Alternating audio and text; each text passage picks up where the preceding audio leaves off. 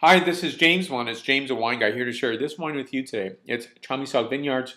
This is an Edna Valley Chardonnay. This is a 2010 vintage, and this is a 13.9% alcohol content wine. And back panel for your review.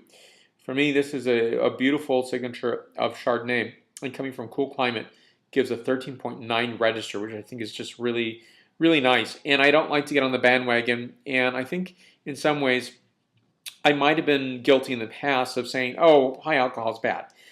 But I've had to take a step back from that because I think that whole bantering and just this anti-high alcohol is really something that is not cognizant, because blanket statements, and I've said this in other videos, don't work.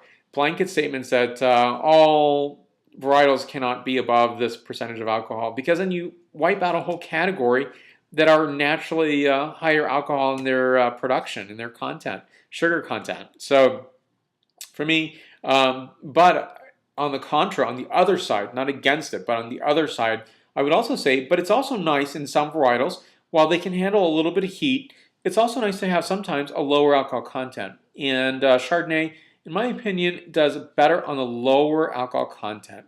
It can go to the higher level, but at that point, I think you're missing some of the really nuanced flavors. And I think it's a really nice way of just going back to re-understanding Chardonnay.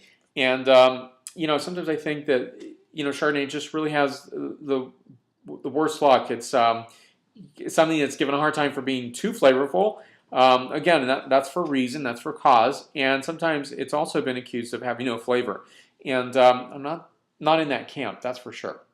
What I love about this producer, Chamisal Vineyards, is they are really clonal oriented. And what I mean by that is they talk about the clones. They are disclosing on their tech sheets what is the wine, what are the clones composed. So what I didn't realize is that they have a Chamisal clone, which I didn't know that there was such a clone, but there is. There's Chamisal 5, 76, 96, 352, and 76. So I say Chamisal. I do hear Chamisal. I guess my pronunciation comes from an upbringing where I would always say that the word, because this is an actual plant, would be chamisa. And extending that out would be chamisal. So I may use that pronunciation, but I believe it's most often pronounced as chamisal. But there's a land grant called the Chamisal, which is named after this. So that is a Spanish word. So I'll take a taste of this wine and tell you what it's like. Here we go.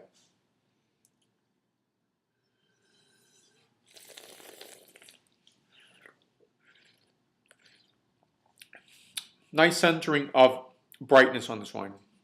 Acid, a little bit of minerality on the finish. Getting notes of Meyer lemon, a hint of ginger, hibiscus, and what I like to call warmed sesame. It's a really beautiful wine. 9.0 out of a 10.0 scale. For more wine reviews, please go to jamesthewineguy.com. Please subscribe to my videos on YouTube, Facebook, Twitter, Vimeo, Google+. Salud.